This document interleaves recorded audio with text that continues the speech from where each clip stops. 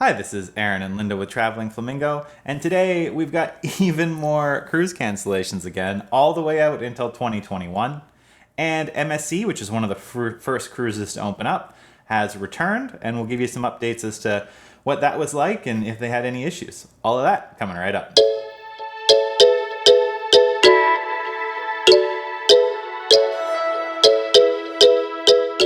So let's jump right into the cancellations.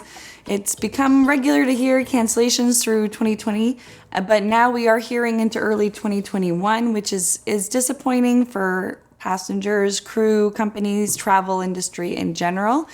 But this is sort of maybe what we'll be hearing more of. So one of the first companies to extend that cancellation is Princess Cruises, and they have canceled sailings through to early 2021.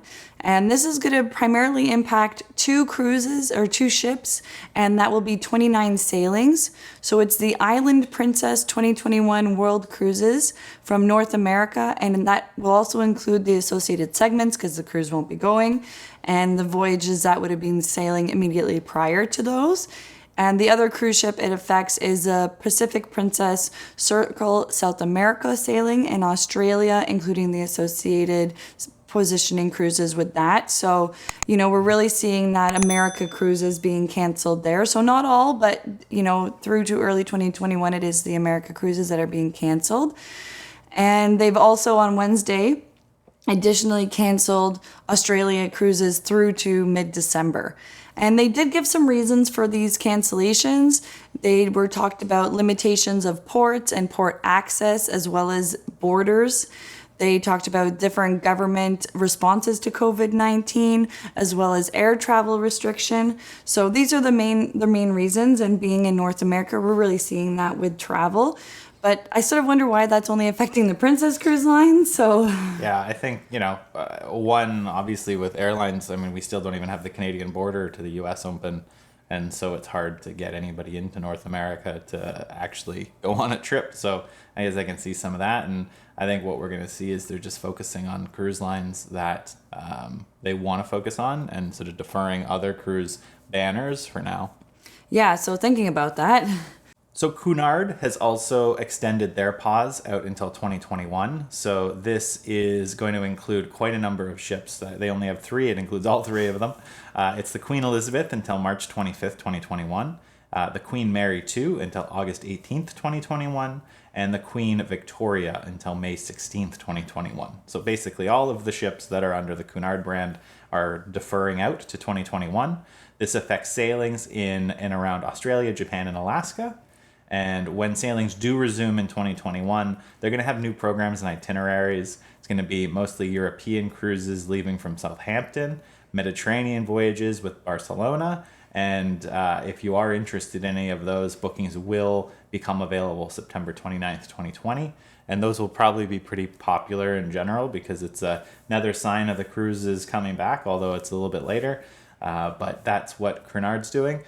Big changes to the cruise ship itineraries and offerings. So as you can tell, they've basically torn up what used to be their itinerary offerings, and they've gone ahead and created something new. Again, with the sort of looking into what areas of Europe are, performing well with COVID-19 and everything else, and you can see how they're reacting to that now. So, there's clearly more of a focus on European cruising because of that. We've seen that out of Germany. We've seen that at a couple different areas where they're sort of coming back quicker in Europe. And I think another thing you're seeing the cruise line industry is doing is they're focusing on a smaller number of brands to open up during this time. So you can see that with Cunard deferring to 2021, but I'm sure Carnival's still going to be having plans for them to be sending ships around the Caribbean. So I think in a lot of ways, Carnival, who owns both of these lines, are just saying, you know what, we've got a lot of older people who are on Cunard. It's a very expensive cruise. Maybe they are not going to be a huge fan of wearing masks. Maybe we don't want to put those people at risk with this brand right now. And so they're deferring a bunch of their sailings, but they're going to focus on maybe Carnival, which has a younger audience of people who are, probably more willing to take that risk than maybe within the older generation. But, it's all TBD, but I think you're going to be seeing the cruise lines focus on certain brands to open up now. and defer other brands, which you're seeing in Princess and in Cunard. Yeah, I think it's interesting not only the brands, but also where they're choosing to start sailing in 2021 when they begin sailing.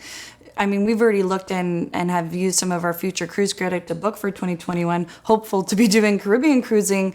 But when you're seeing Cunard being like, we're not going near North America, we're just gonna, hit up Europe, and they've already started, and they already have the EU Healthy Gateways plan and been using that. So they are maybe a bit more structured and ready, and we're not going to mess around. We want to get some cruising. We need to get some income. So let's just focus our energy there. I mean, maybe if you're looking at cruising next year, it's going to be in Europe. Who knows? Yeah, it could be the only place, but it's so hard to tell, right? Like they had this with Florida where they were looking at airlines, and the airlines were thinking, oh, well, a lot of people can social distance and they can go out on beaches. So Florida is going to be an important place for Americans to fly to. And then all of a sudden we saw what happened with the Florida cases, and the airlines were incorrect in predicting that. A bunch of the flights that they were trying to sell cheaper to stimulate flights, had to be canceled. And you could see the same thing here where everyone's, moving to Europe right now because it's currently looking like it's pretty low in terms of cases, but you never know what's going to happen, and it could spike up and these could get canceled too, right? So it's such a difficult time. You're almost on changing sands to figure out what to do. Well, thinking about cruising resuming in Europe, MSC Grandiosa has had their first cruise back. It was on August 16th. It had ports, it had, and it's a larger ship. So this was really the start back to larger cruising.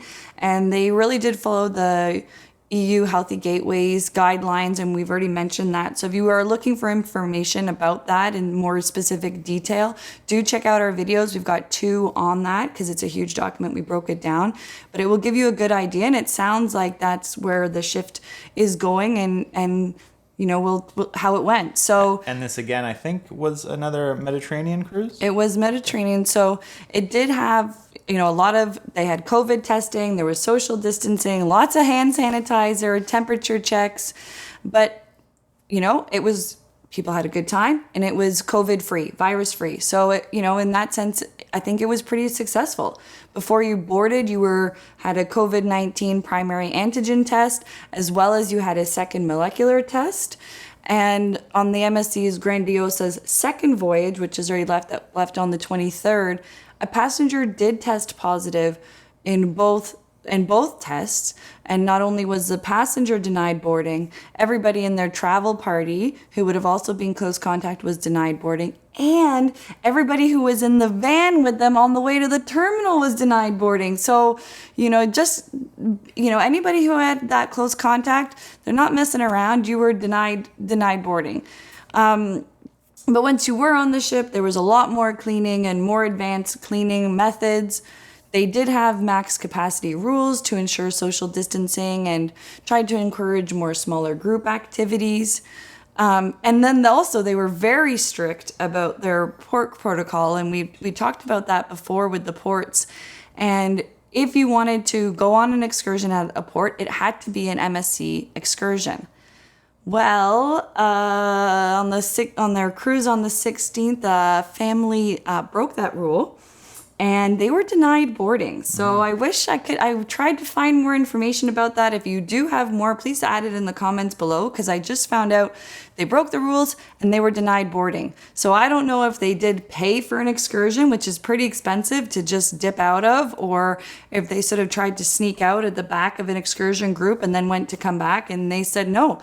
They're not messing around. It's crew safety, passenger safety, port safety, and we want this to be successful. So yeah. I hope I can find some more information for you guys on that, or if you do have it, please put it in the comments below. But overall, the cruise was peaceful. It sounded like people enjoyed their time, the social distancing, and it was successful. So I think that's really great in the future of cruising.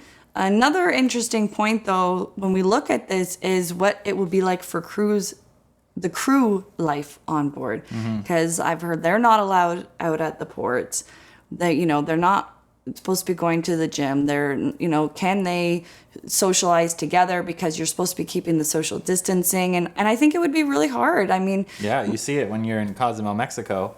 there's a Mega, which is like a Mexican Walmart or what have you, and the staff are always just sort of, it's like a little trail of ants who are all just going to get whatever special stuff they like. You won't be able to do those things. So you'll be really stuck with what you've got on board. And if you've decided you want to work on a cruise ship to see the world, well, you'll be seeing it from the ship. Yeah. And I think it would be really draining, that not being able to get away from work. I mean, you can only have Taco Tuesday so many times before it really, because the food just cycles, right? Yes. It's like, it's the same. And we did have a comment on a previous video from an employee saying they can't wait to get back. They want cruising to start. And I'm sure there is a huge portion who want it to start because it's their income. So it's very torn. I want to get back. I want to be working, but it's going to be really hard. Yeah, definitely. And it's such a large number of people that the cruise line industry in general employs that are affected by this, right? Like, look at the number of trucks that deliver food for the cruise, for the, thousands of whatever, potatoes or what have you. And, there's companies who aren't selling that food, and there's trucks who aren't delivering that food, and there's, yada, yada, yada. It just goes on and on. And I know there are some interesting points. Like, overall, I think it's great that it was a successful cruise. The procedures they put in place worked. People enjoyed their cruise. So it's not like you went and you were stressed out the whole time. You went and you enjoyed your time, and you just knew these procedures were in place. But I think you'll have to change your mindset when you go. And I think that, we had talked about it. Everybody in the van who went with them were denied access. Yeah. And you usually get an offer to get those, to get transit to and from the airport, for instance, and they're usually large sort of charter buses. And could you imagine, not, being denied boarding because you're on one of the charter buses? So I think one of the things that, if you're going to travel at this time, to remember is you want to make sure you're always with your own bubble of people wherever you go, and whether that's to and from the airport, or getting on the ship, or even if you can do it, excursions that are just your group of people. Like, we don't normally advocate for doing those things just because they're so expensive, but there could be benefits to it, because if who knows what's going to happen if somebody comes down with COVID in whatever party group you were in. Yeah, and I think that how the procedures have been laid out, they are trying to keep you in your social bubble, like the dining. You can't dine with other people anymore. It's with the people you traveled with. So it is your responsibility, I think, the rest of the time to try and also be making those plans to keep yourself social distance and just with your group. And that will change travel for a lot of people. We've gone on many cruises and met some amazing people, and it's so great to hear different people's experiences and what brought them here. And that's just not going to be part of it for a while. And a lot of people who go on specialty cruises, who are, singles cruises and things like that, where the idea is to socialize, it's kind of, inversely relevant for some of this, because that's what they're trying to avoid. So, yeah, it's definitely a different time when it comes to this. Hopefully there's either a vaccine or what have you in the near future, so that things can slowly return to some level of normalcy. But, some good tips to remember when it comes to, if you are thinking of taking a cruise anytime soon, things to remember to make sure that you can get on that ship and, you can stay safe. I do think another positive here is the more cruises that we have that are successful, that are COVID-free, and we're seeing these new policies and procedures work, the more that the industry will be able to start up again. And I think that's positive for a lot of people, all the industries you talked about before for work. And I think that more cruise lines will then start opening up as well, and maybe we won't keep seeing all the delays. And it's going to be interesting to see what mild changes they have, because, now they're testing everybody for the cruises, which is great. At least in Canada, there's you can travel to certain places, but some of them require a COVID test within 2 weeks that shows that you don't have it. And how is all of this going to change? And are they still going to allow those things, or are they going to be moving to automated testing? Who knows? So we really hope that you enjoyed our cruise news video this week. Again, more cancellations, but a positive note with the successful MSC cruise. So please let us know in the comments below, what are your thoughts on the cancellations? Would you be getting on a cruise? Would you go to the Mediterranean and do a cruise there? Have you worked on a cruise? What are your experiences with that? Are you excited to get back to work? And we do love hearing everyone's comments and participating in that community. So please do add your comments below. and make sure that you hit that like and subscribe button. Thanks again for watching, and happy travels.